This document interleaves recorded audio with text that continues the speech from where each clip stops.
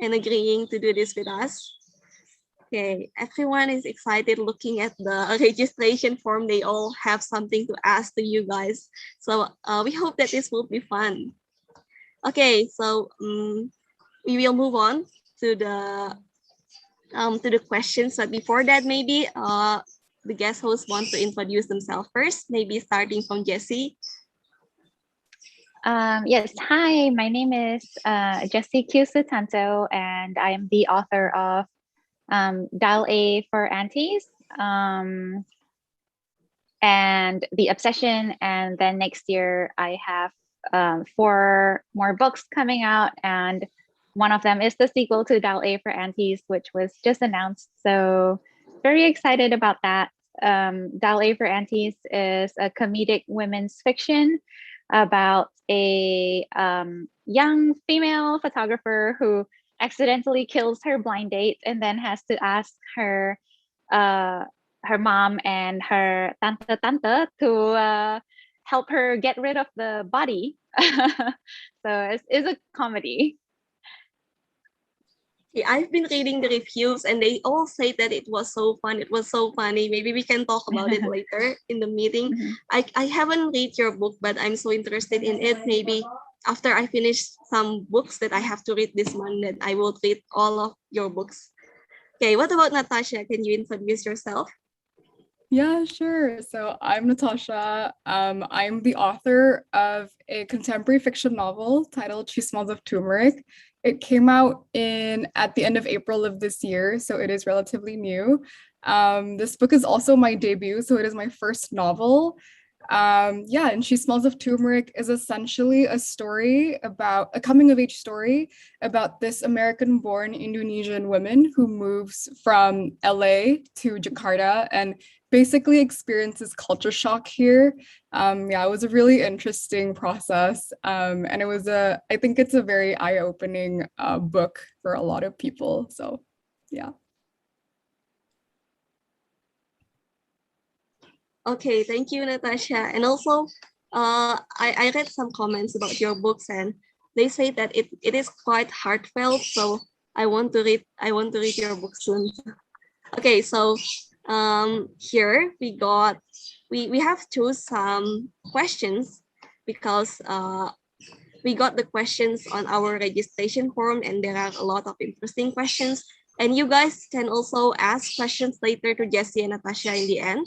After these questions, so prepare your questions, guys, and if you want to ask in the comments in the chat too, you are very welcome to do so. Oh, sorry, a minute.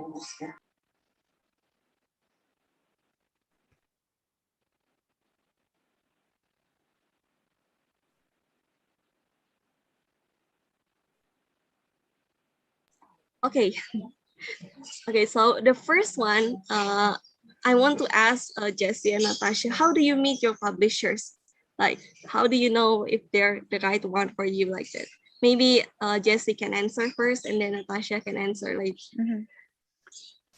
So typically in the US, if you want to get published, what you have to first do is get an agent. And then because most publishers won't accept books unless it's from like an agent. And so I had to query a lot of agents, and then a few of them like offered representation, and I chose the best fit for me. So that was like a whole process. And then my agent then would help me edit the book, and then she will send it to publishers. So Dial A for Aunties was actually sent to 17 publishers, and 4 of them wanted it. And so then we went to what's called an auction, where 4 of those publishers would then bid a certain amount of money, and then you can kind of gauge like, okay, which publisher is offering the best deal. I also got to talk to all of the editors from the publishers and find out what is their vision for the book, and I chose based on the editor and like the amount of money that they were offering. I was actually pretty lucky that the editor that I felt really got it. She's actually Asian also. So I really felt like she got, the message that I was trying to send. And she ended up being the one that bid the highest also. So it was a very easy decision for me. Yeah, that's interesting. I think few of us know, like Indonesians, because in Indonesia we send the books directly to the publisher. So Asian is okay. quite unfamiliar in Indonesia. So I think that's a good thing to learn. Yeah. Okay. How about Natasha? My process is a little bit different. Actually, no, it's very different. Mine was really spontaneous. So I was actually in the middle of my first remote school term, which was the spring of 2020. I'm still in college. I'm 20 years old. So yeah, I'm getting into my senior year. So this was my sophomore year, my second year. And we were kind of figuring out that, the summer was gonna also be in lockdown in Jakarta. And at that time, my friend was about to publish her first book, and she's not as much of a writer as I am. So I was asking her some questions like, how did you get to meet your publisher? And like, how did everything happen? And she referred me to her publisher, who's New Degree Press. And New Degree Press is essentially a hybrid publisher. So what that means is that they're a hybrid between traditional publishing, which is what Jessie went through, and self-publishing. And they have a program where they can build and empower young writers. So I was really interested in this, and I read their proposal and everything, and it seemed really great.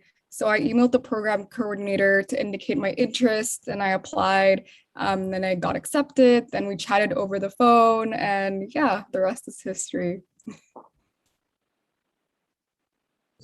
Oh, okay. So it is quite different from Jessie. Okay, but it's so cool that you got your book published out there, and you also got like a lot of Indonesian culture in your novel. So we think that it's so cool like that. Okay, the second one is from Nikita Jasmine. She asked, what did you wish you knew before you publish your book? Okay, from Jessie first. So many things. What did I wish I knew? I think by the time I got a publishing deal, I had been writing and trying to get published for like 10 years. So I actually feel like I knew a lot already, but maybe one thing that I wish I knew is how much things can change, from the time that you sign the deal to the time that the book actually comes out. So for example, like I have a fantasy that's coming out next year. It was actually supposed to come out this year, but because of COVID, and then I switched editors within the publishing house. So it was actually it can be very stressful for people that don't know that publishing actually has a lot of changes within it. So I would say, like, my best advice is to kind of just like go along with the ride, because these are things that are outside of your control. That's a very good advice, I think, for young writers out there. Okay, what about Natasha? I'm kind of on a similar tangent. Like, I guess I wished I hadn't known too much, or like that I didn't have this need to know everything about what was going to happen post-publishing. But it's kind of a different tangent. So for me, I decided to go with hybrid publishing for my first book because I'm also a business person, and I like to see how the inner workings and the dynamics of the industry of anything I work in before actually committing to it full time. So that's just like my own preference. So going into it, my editors had told me like, oh, this is what you should expect. And then I spoken to a couple authors also who said like, oh, you should do this, you should do that. And it turns out my post-publishing plans have completely shifted from what I had initially thought. And that's a good thing. I think that's a good thing. But I wish that I wasn't as frustrated in the process of knowing that, oh, that things are going to change. Things are not going to be what my process is not going to be the same as other people's process, for example, and that I should be okay with things going wrong, because then that would be a learning curve and like a learning process, I guess, for next time. So, yeah. Oh, you do have very good advice. Like, it's okay if you're not perfect when you start writing and publishing like that, and do not stress over things. I think that's very good advices. Okay, the next one is from Ikram. She asked your tips on writing English novels as Indonesian. So, do you have any tips on writing English novel as Indonesian? Because we often like confused about the grammar, maybe how we should write it, like that. I think. So English was actually not my first language. I only learned it when I was 7. I think I was 7 years old. I moved to Singapore, and then that was when I started learning English. And it wasn't even English, that was Singlish. So different. I mean, the ones, if any of you has heard Singlish being spoken, you will know that it's very different. But one thing that really helps me is just reading a lot of English novels. And I had a rule with my cousin when we first moved to Singapore, because we only knew Indonesian, so we actually had a rule where we would speak English to each other up until 12 noon, and after 12 noon then we could go back to speaking Indonesian. And I remember that after about a few weeks of this, we realized like, oh my gosh, it's actually 2 p.m. and we're still speaking English. And so it's so difficult, and I really admire people who are writing in their second language, because I know how hard it is. But you do need to have your grammar up to speed. You can have a few mistakes, and publishers will be okay with that, but you cannot have mistakes on every single page. So I would say read a lot of English language books and try to speak English whenever you can.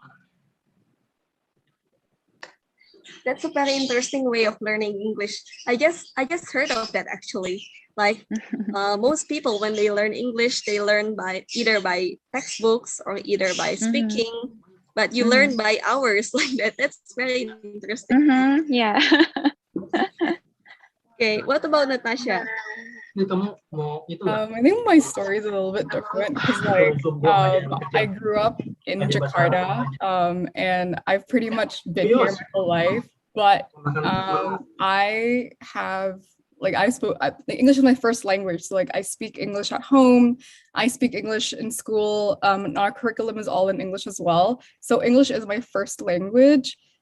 So for me, the challenge of writing an English novel as an Indonesian is actually trying to translate the different Indo words into English without trying to lose the context of it. So the words that I thought of are kerok, kayak kerokan pas masuk angin gitu, and ondel-ondel, try to explain those concepts to non-Indos. It's really hard. And until today, I remember I was at a doctor in the US, and I wanted to explain that I kena masuk angin, tapi I don't know how. I was trying to figure out how, and it's so hard. And writing She Smells of Turmeric from the point of view of a foreigner and having to insert these different words and concepts was really difficult. But I guess my tip is, be authentic, and try to preserve as much authenticity as possible about the country that you're writing about, or if you're trying to convey parts of Indonesian culture, own it, be proud of it. And if you can't translate it, that's totally fine, and that's what's meant to be. So yeah. Actually, I don't know also what to translate masuk angin in English, because I think that's it's not specifically blue. So I don't know if any of the participants know how to translate masuk angin in English. I think That will be interesting to answer in the comment, in the chat. Okay, so the third one is from Hannah. What or who inspires you to write your first book? Or maybe for Jessie, maybe it's not the first book. Maybe what inspires you to write Diary for Aunties? So Diary for Aunties, there's definitely my aunties, my tante. Actually, it's because so my husband is English, and like when we first moved back to Indonesia, he after a few months, he was like, "You should write a book about your family." And I was like, "Why? They're so boring." And he was like, "Oh my God, they're not boring. A lot of the things that they do are so not boring, And then he kind of made me see like, oh yeah, from a bule perspective, a lot of the things we do are very, very weird. So so like for example, whenever we go to someone's house, they will kind of like force you to eat, even though you're like, no, I udah makan, but they'll be like, ayo makan lagi. So I really tried to like capture that. I wanted to kind of write about that, but I was like, oh, what would be really interesting is if we have like a dead body and see how the tante Indo will kind of deal with a dead body. And that was the inspiration basically for Diary for Aunties. Okay, that's so interesting.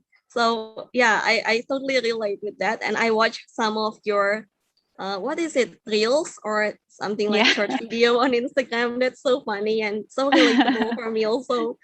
Yeah, I think for Asians, yeah, especially like Chinese Indonesians, that's so relatable, I think. Yeah, I actually have been receiving a lot of messages from non-Asians. Like I received quite a few from Jewish readers and like Indian readers and even Nigerian readers saying that, oh my gosh, this is just like my aunts. so it's really interesting that like it seems like all aunties are the same all over the world. Yeah, and I rarely see like Aunties being like side main characters like that in books. So that's really interesting. Yes. Yeah. Okay, what about Natasha? Yeah, actually kind of similar to Jessie. So I was actually motivated by kind of this like, I don't want to say anger, it's a kind of anger, but not really. But anger at the lack of representation of Indonesia in Western literature. And like, I was born in LA, so I was born in the US, and we go to the US quite often. So, having LA versus Jakarta to compare to all the time as a kid, I don't think was healthy for me because I felt really insecure about being Indonesian. Like you would go to a shopping mall and someone would ask you like, oh, where are you from? And I'd say, oh, I'm from Indonesia. And they're like, oh, what's that? Or like, oh, do you have AC there? Like I've gotten that question so many times. Or something like, oh wait, then why are you in the US if like you live so far away? Like how did you get here? Did you take a boat? And I'm like, what? No. But anyway, I was so sick of that. So like in a way, writing She Smells of Turmeric was kind of born out of this need to represent Indonesia and American literature. And I felt, yeah, it's kind of like a political motivation, but at the same time kind of similar to what Jessie said as well, like the minute I moved to the US for college and I come back, I totally see the weird differences that Indos do that like Americans don't do. Like for example, tukang parkir, that doesn't exist anywhere else in the world. Like the mere fact that there's like a man standing there trying to help you park your car, like that's not a thing anywhere else. And yeah, there are a lot of other elements like that. And I interviewed my cousin who moved from the US to Indo when she was 13, and she helped me point out all of these differences. And those were really eye-opening, and there were a lot of elements in there that were either a little bit heavier, like for example Indonesian parents being more like gung-ho on your love life versus like white parents, and it's more of like the subtle stuff, right? Like, sorry, like the tukang parkir stuff. So it's all of that, which, yeah, all of those elements kind of merged together and kind of catalyzed itself into She Smells of Turmeric. Yeah, I think that's interesting too. I just know that there's no tukang parkir in the other parts of the world. Yeah, I just know that actually. So I thought there would be like some kind of tukang parkir, but in different form. But turns out there's nothing like that in other sides of the world. Oh, I Maybe just like know a that. valet person, like Yeah, who takes care of the valet, but even then it's not tukang parkir, like they go into your car and park it for you, so it's not like orang yang kayak terus gitu kayak nggak ada. So yeah. yeah, that's really interesting. Okay, after we talk about how to write in English as Indonesian, so here Kalista also asked, have you ever thought of writing in Indonesian someday? No, unfortunately, my Indonesian is too terrible because I moved to Singapore when I was 7. So I basically have a 7-year-old's vocabulary for Indonesian, and I can't even understand kompas when I try to read it. I'm like, oh, this is so this is way too like high, for me. But I can read Doraemon, so that's good enough. Okay. And I'm also waiting for your book to be translated to Indonesian. I think because it's so interesting, like it would reach more readers like that.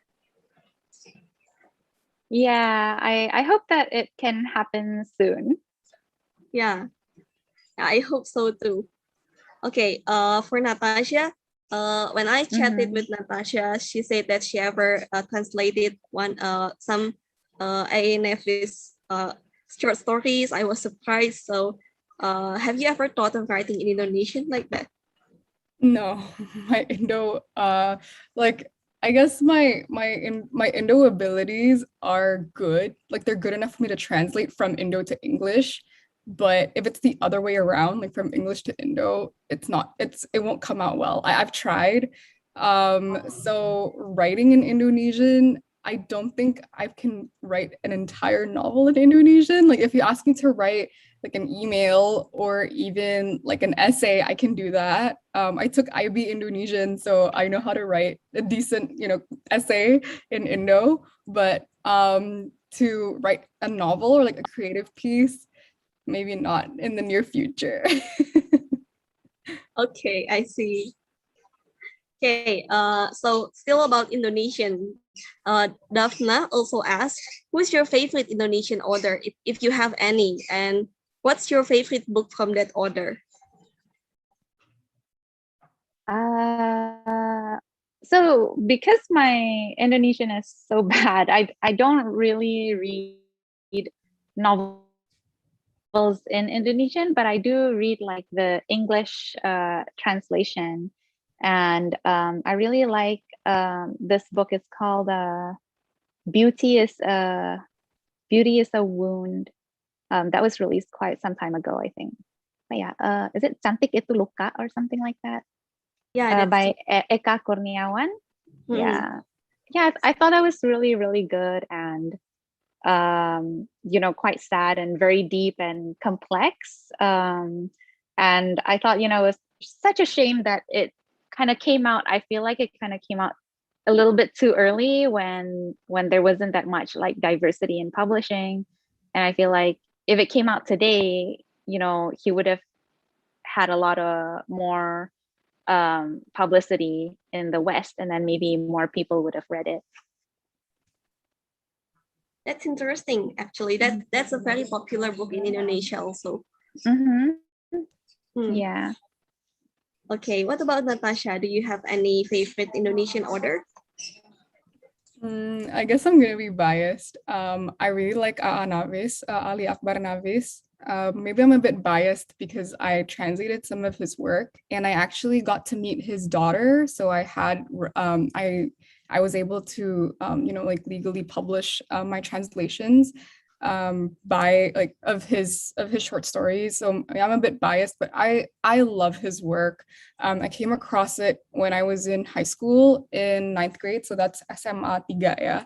And I think this book is really special to me because it was when I really figured out that, hey, like someone else is actually brave enough to tell and put Indonesian socio-cultural issues in literature. And at that point, I haven't really encountered anything as deep as that. And the different stories and issues that he highlights are very inspiring to me. So for example, there's this one short story called Anak Kebanggaan, or maybe in English it'll be like a child of pride. And that's how I translated it.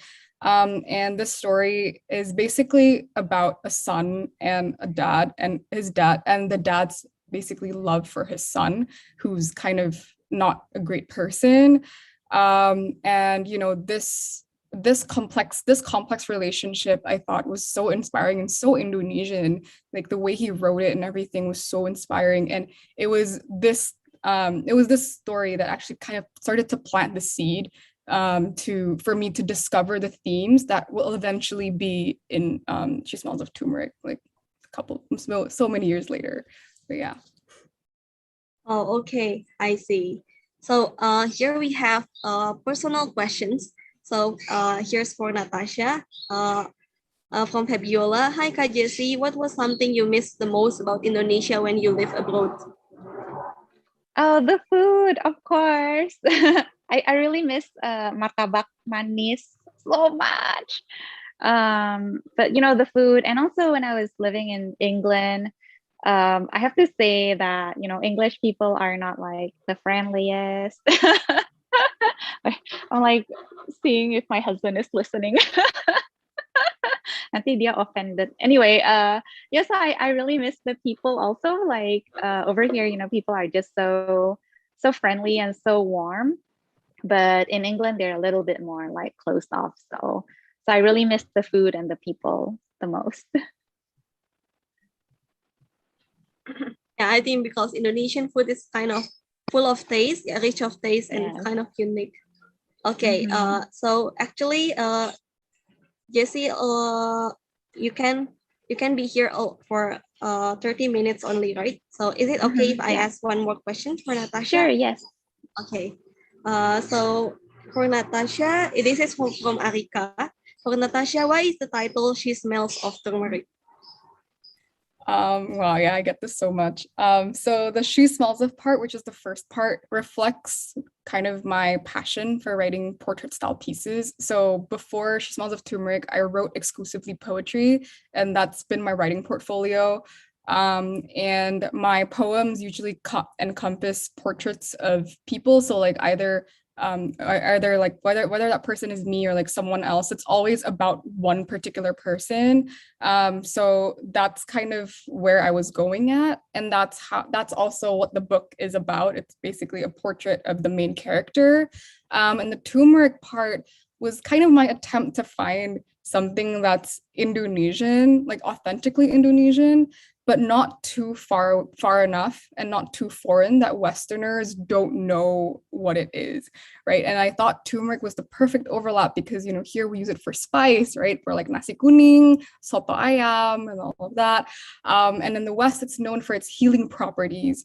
And what I liked most about turmeric is the fact that, when you work with the spice, it stains your hands and your fingertips. So so it's very obvious when someone is working with a spice, right? And to me, this symbolizes the tenacity and the hard work that Indonesians put in. So, like gotong royong, right? Which is a good philosophy in our country.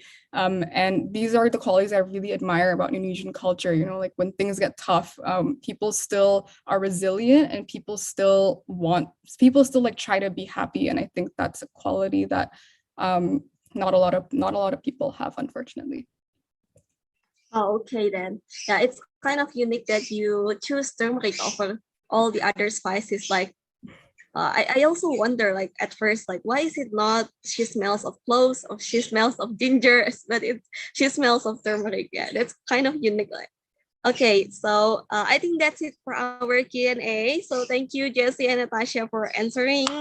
And before Jessie go, because Jessie can only be here for 30 minutes, so I think we all can take a picture together. Okay. So, oh, sorry guys, I forgot who's supposed to take the picture. Okay, I will take a picture. Share. Oh, okay, yeah. Okay, Okay, so then. everyone, if you can turn on your camera and put your best smile. Okay, I will take a picture in 3 times because there are currently 3 galleries in here. Okay, 1, 2, 3, cheers. Okay, first one. Okay. Then second one. Okay, 1, 2, 3, cheers.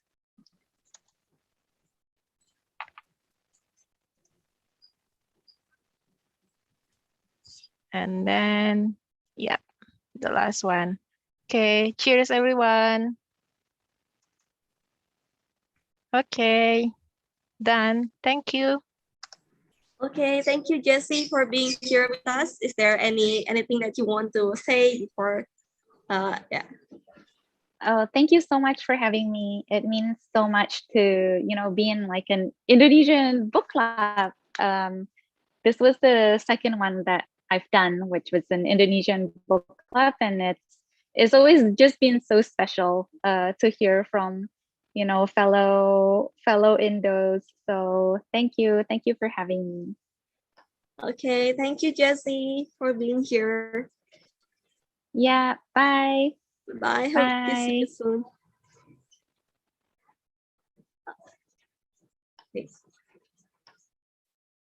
Okay, so actually we also have a session where you all can ask a question for Natasha. So anyone, if you want to ask a question directly to Natasha, you can raise your hand.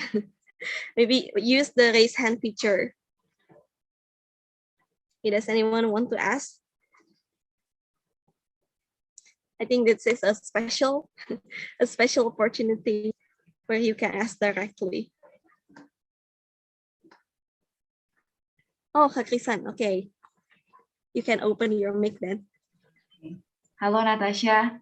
I've read your book, if you remember me.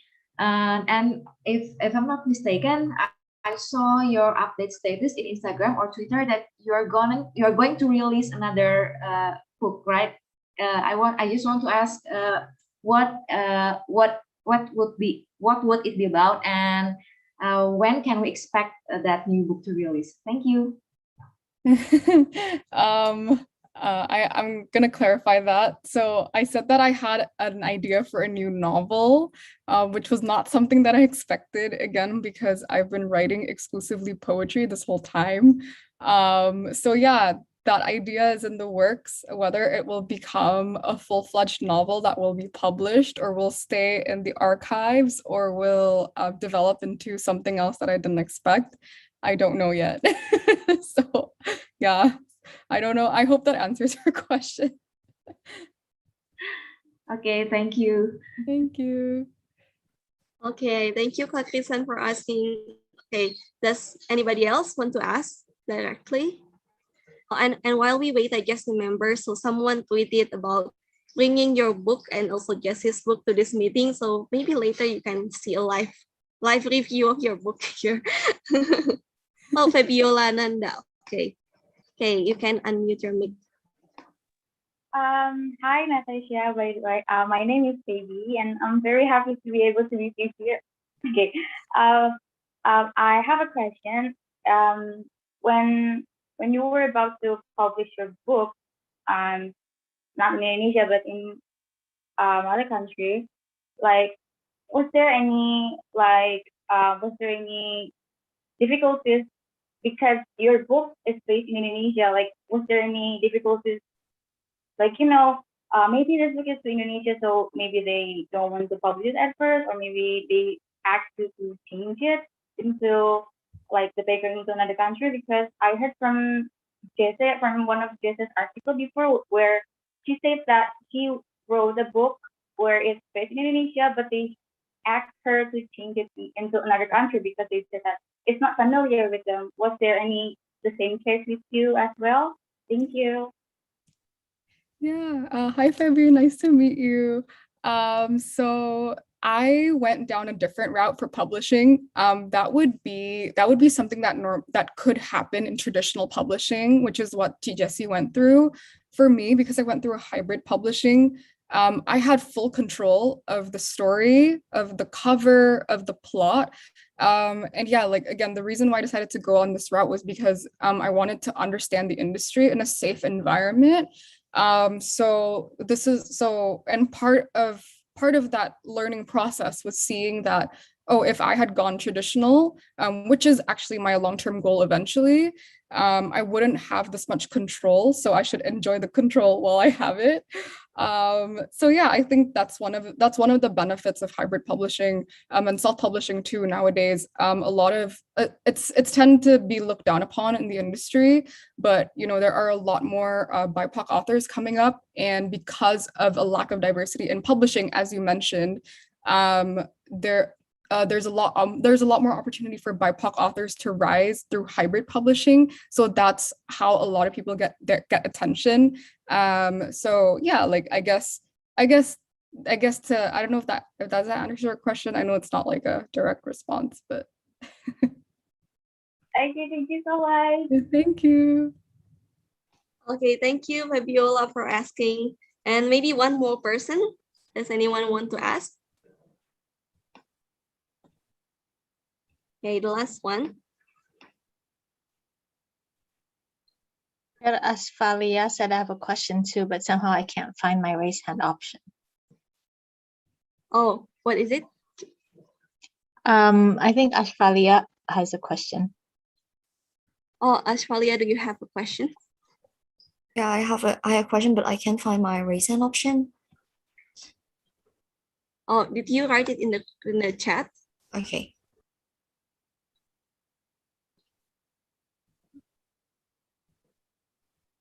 Okay, Oh, I think I think she can just ask it right away. Yeah. No, I was asking if she write it in the chat earlier like that. Okay, so yeah, I think you can ask. Hi, Ka. I'm Asfalia, and I want to ask you if there's like any city from anywhere in Indonesia that you can choose any of those for setting for your next novel. Do you have any city in mind? If you have to choose only one city, outside of Jakarta, of course. Thank you. Well, city, yeah. Does it have to be a city? Maybe, okay, maybe Surabaya, if it has to be a city, because my mom's side of the family is from Surabaya. Jadi pas gue kecil, sorry, I ngomong Indo, pas gue kecil, logat bahasa yang di rumah itu logat Surabaya. So like, for example, in school, is kind of funny story, but in school, they made us write like, you know, the body parts of like, you know, label the body parts. And then kan kalau knee in Indonesian is lutut, right? My mom was like, oh no, bukan lutut, dengkul gitu, which is kayak bahasa Jawa banget, right? So yeah, I guess I have like this strange connection with Surabaya that I'm willing to explore. If it doesn't have to be a city, I'm thinking of setting it in an island, because I'm a big island girl and I love the ocean. So I'm thinking of doing something, you know, exploring something in that area too. I actually live in Surabaya, so it's going to be interesting if you're going to make a novel about Surabaya, because, you know, I live there. Want to know how people see us. Because most of the time people only see us like only in like central Surabaya, like the modern part of it. So it's going to be nice if we can see the rural area of Surabaya more. Definitely. Thank you, Kat. Thank you. Okay, people in the comment also like commented, oh, I'm from Surabaya too. I think a lot of people are from there. Okay, I think so that's it for the direct questions. Thank you, Natasha, for answering. And yeah, is there something that you want to say before we go to the discussion? Not really, just that just to thank everyone for coming. I know it's busy, I know it's a Saturday, but thank you for coming and stay safe. Okay. Okay, then now we will do the discussion part. So as always, we will be divided into the breakout rooms. So yeah, I think Airin, can you divide to the, okay, I think Airin is dividing us to the breakout room. I think, and me and Natasha, we can visit the breakout rooms. Yeah, so we will pop out. We will pop suddenly in your breakout room. Oh, does anyone want to review Natasha's book so we can be there? I think someone tweeted about it.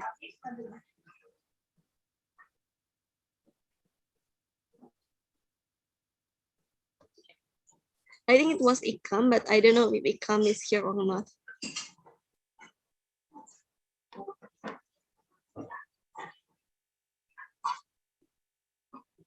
Okay, I think while waiting for the breakout room to be made, a minute. So in the discussion, you will get a lot of Indonesian book recommendations, I think.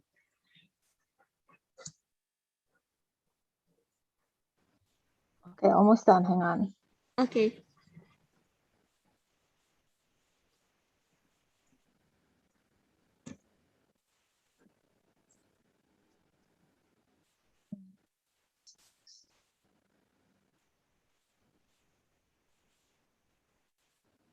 Mary and Michelle. Okay, one more room, guys. Hang on. Okay. Fighting. Because this is like, you have to do it like manually. So Yeah, and oh, I also read the comments. They say that masuk angin maybe is like being under the weather or a slight flu. I would disagree, just because under the weather just generally means that you're not feeling well. So it's like if you're feeling under the weather, it's just like, oh, you're not healthy. But like masuk angin is like, it's supposed to refer, okay, like this is my take on it, yeah, but it's supposed to refer to like a specific disease, right? It's like you have like specific symptoms, right? Jadi kayak what you get like headache. For me, it's like headache, like migraine, like all the way to the like my shoulders. And then you know, like you have a runny nose and like other stuff, right? Because if you're under the weather, it's just like a general concept of like, even if you just have a stomach ache, you can also be under the weather, you know. So I would disagree. Yeah.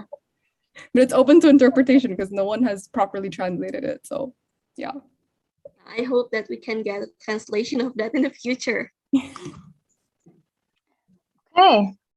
All right. Okay. So fun. Okay, so maybe for me and Natasha, we'll be here first and then we will move later.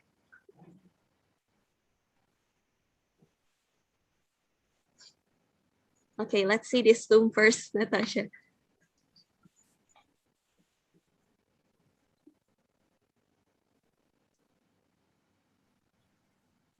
Oh, we don't have to leave the room. We just stay here for the ones that's not going into breakout room. Yeah.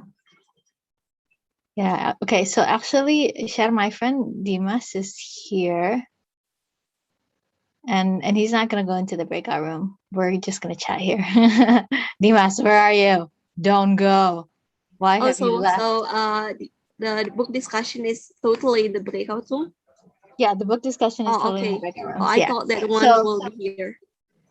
No, there's 4 breakout rooms, right? Okay, then yeah, then we will visit the first one first. Yeah. Oh, okay. Yeah, you're right, because it has to be on live. Should we just end the live now?